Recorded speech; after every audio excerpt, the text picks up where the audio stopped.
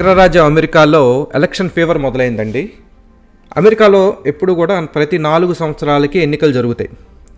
ఇక్కడ మనకి ఎంపీలు ఎలాగైతే లెక్కేస్తారో అమెరికాలో ఎలక్టోరల్ కాలేజ్ సిస్టమ్ అనేది ఉంది. 270 ఎలక్టోరల్ కాలేజ్ ఓట్స్ ఏ అభ్యర్థికి అయితే వస్తాయో వారినే ప్రెసిడెంట్గా ఎన్నుకుంటారనమాట. ఇప్పుడు జరుగుతున్నటువంటి ఎన్నిక, దీని చరిత్ర వెళ్ళేలోపు మనం ముందుగా గత 30 సంవత్సరాలలో అమెరికాలో జరిగినటువంటి ప్రెసిడెన్షియల్ ఎలక్షన్స్ చరిత్రను మనం కాస్త నెమరు వేసుకుందాం. ముందుగా 1992 ఎలక్షన్లకు వెళ్దామండి. 1992లో బిల్ క్లింటన్ డెమోక్రాటిక్ అభ్యర్థిగా 370 ఎలక్టోరల్ కాలేజ్ ఓట్స్ తెచ్చుకున్నారు. 270 ఎలక్టోరల్ కాలేజ్ ఓట్స్ కావాలని చెప్పాం కదా ప్రెసిడెన్సీకి రావాలంటే. ఈయన ఏకంగా 370 ఎలక్టోరల్ ఓట్స్ తెచ్చుకున్నారు. ఇది ఒక ల్యాండ్ స్లైడ్ విక్టరీ అనమాట. ఈయన గెలిచింది కూడా జార్జ్ సీనియర్ బుష్ మీద ఈయన ఒక భారీ విజయాన్ని నమోదు చేశారు.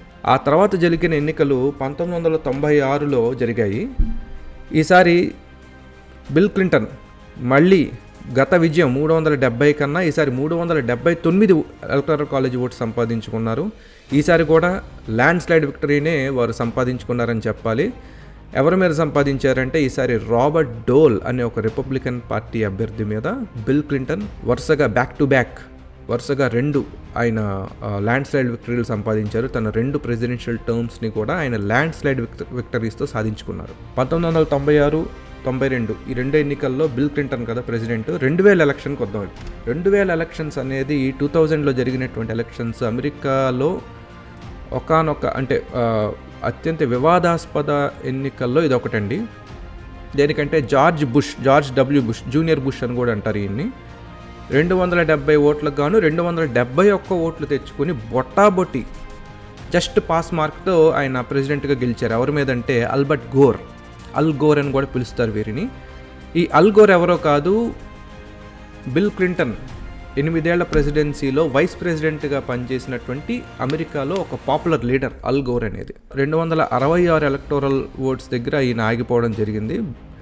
జార్జ్ డబ్ల్యూ బుష్ మాత్రం 271 ఓట్లు సంపాదించారు. ఫ్లారిడా అనే రాష్ట్రంలో 25 ఎలక్టోరల్ కాలేజ్ ఓట్స్ ఉంటాయండి. ఆ ఫ్లారిడా రాష్ట్రంలో ఏకంగా 15,000 ఓట్లు తీసేయడం జరిగింది. ఆ రాష్ట్రంలోని రిపబ్లికన్ గవర్నర్, అందులో కూడా ఈ 15,000 ఓట్లు కూడా నల్లజాతీయులు తీసేయడం జరిగింది. దానివల్ల డెమోక్రాటిక్ పార్టీ విజయం సాధించలేకపోయింది. జార్జ్ బుష్ విజయాన్ని సాధించారు. ఇది అమెరికా చరిత్రలోనే అత్యంత వివాదాస్పదమైనటువంటి ఎన్నికగా మనం చెప్పచ్చు. దీని తర్వాత జరిగినటువంటి ఎన్నిక 2004లో జరిగింది.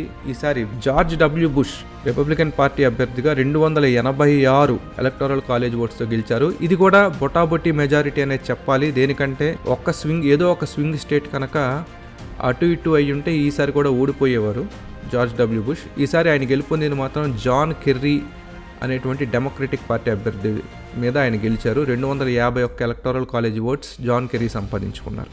జార్జ్ బుష్, జూనియర్ బుష్ 2000 మరియు 2004 8 సంవత్సరాల పాటు ఆయన అమెరికా అధ్యక్షులుగా పాలించారు. దాని తర్వాత జరిగినటువంటి ఎన్నిక 2008 అండి. 2008లో జరిగినటువంటి ఎన్నిక అత్యంత ప్రతిష్టాత్మకమైనటువంటి ఎన్నిక, చారిత్రాత్మకమైనటువంటి ఎన్నిక. దేనికంటే శ్వేత సౌధానికి తొలి నల్లజాతీయుణ్ణి అధ్యక్షుడిగా నిలబెట్టినటువంటి ఎన్నిక బరాక్ హుస్సేన్ ఒబామా. ఈయన డెమోక్రాటిక్ పార్టీ అభ్యర్థిగా 365 ఎలక్టోరల్ కాలేజ్ ఓట్స్ గెలిచారు. ఒక ల్యాండ్ స్లైడ్ విక్టరీని ఈయన సాధించారని చెప్పుకోవాలి. ప్రత్యర్థి ఎవరంటే జాన్ మెక్కెయిన్, రిపబ్లికన్ పార్టీ తరఫున జాన్ మెక్కెయిన్ మీద ఈయన ల్యాండ్ స్లైడ్ విక్టరీని నమోదు చేశారని చెప్పాలి. దాని తర్వాత జరిగినటువంటి ఎన్నిక 2012లో మళ్ళీ ప్రెసిడెంట్ ఒబామా తన ప్రెసిడెన్సీని నిలుపుకున్నారు. ఈసారి 332 ఎలక్టోరల్ కాలేజ్ ఓట్స్ని ఆయన సంపాదించారు. ఆయన తొలి ప్రెసిడెన్సీలో 365 ఎలక్టోరల్ కాలేజ్ ఓట్స్తో ల్యాండ్ స్లైడ్గా గెలిచినప్పటికీ తదుపరి జరిగిన ఎన్నికల్లో కేవలం 332 మాత్రమే తెచ్చుకున్నారు. ఇది ల్యాండ్ స్లైడ్ అని చెప్పలేం, కానీ ఒక మంచి విజయాన్ని అయితే సంపాదించుకున్నారు. ఒబామా కూడా బిల్ క్లింటన్, జూనియర్ బుష్ లాగా 8 సంవత్సరాల పాటు నిర్ద్వంద్వంగా అగ్రరాజ్యాన్ని ఏలారు. ఇక 2016లో జరిగినటువంటి ఎన్నిక విషయానికి వద్దాం. 2016లో డొనాల్డ్ ట్రంప్ 304 ఎలక్టోరల్ కాలేజ్ ఓట్స్తో అమెరికా అధ్యక్షుడిగా ఎన్నికయ్యారు. ఆయన ప్రత్యర్థి అయినటువంటి హిలరీ క్లింటన్, ఈవిడ అమెరికా తరపున అధ్యక్షురాలిగా పోటీ చేసినటువంటి తొలి మహిళగా ఈవిడికి రికార్డులకు ఎక్కారు. కానీ ఆవిడ గెలవలేకపోయారు.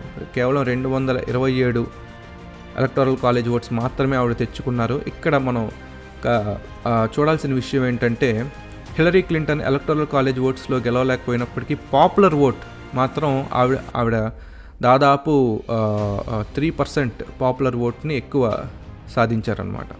దీని తర్వాత జరిగినటువంటి ఎన్నిక 2020లో జరిగిందండి. కోవిడ్ తర్వాత అమెరికాలో జరిగినటువంటి అత్యంత వివాదాస్పద ఎన్నికల్లో ఇది కూడా ఒకటి. ఎన్నిక జరిగిన ప్రక్రియలో ఎటువంటి వివాదం లేదు, కానీ ఎన్నిక తర్వాత జరిగిన హింసలో మాత్రం ఇది చాలా వివాదాస్పదంగా జరిగిందని చెప్పొచ్చు. ప్రస్తుతం ఉన్న president Joe Biden 306 electoral college ఓట్స్తో డొనాల్డ్ ట్రంప్ మీద గెలిచారు. డొనాల్డ్ ట్రంప్ కేవలం 232 మాత్రమే తెచ్చుకోగలిగారు. President Joe Biden electoral college ఓట్స్తో పాటు పాపులర్ ఓటును కూడా ఆయన గెలుపొందారు.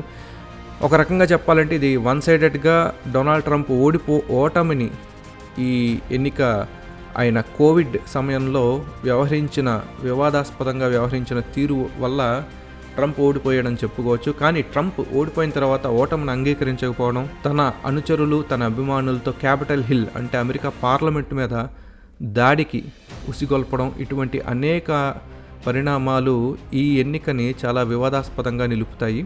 అంతేకాదు డొనాల్డ్ ట్రంప్ తన వైస్ ప్రెసిడెంట్ అయినటువంటి మైక్ పెన్స్ మీద కూడా అటాక్ చేయించాడు అని ఆరోపణలు కూడా ఉన్నాయన్నమాట. 2020 ఎన్నిక తర్వాత ఇప్పుడు 2024లో జరగబోయే ఎన్నిక కూడా ఒక రకంగా చారిత్రాత్మకమైన ఎన్నికగానే మనం పరిగణించాల్సి అవుతుంది. దేనికంటే బరిలో ఉన్నది రిపబ్లికన్ పార్టీ తరపున డొనాల్డ్ ట్రంప్, డెమోక్రాటిక్ పార్టీ తరపున కమలా హ్యారిస్. డొనాల్డ్ ట్రంప్ కనుక గెలిస్తే వరుసగా 3 సార్లు అమెరికా అధ్యక్షుడిగా పోటీ చేసి ఒకసారి ఓడిపోయి 2 సార్లు గెలిచినటువంటి అభ్యర్థిగా డొనాల్డ్ ట్రంప్ రికార్డులకు ఎక్కుతారు.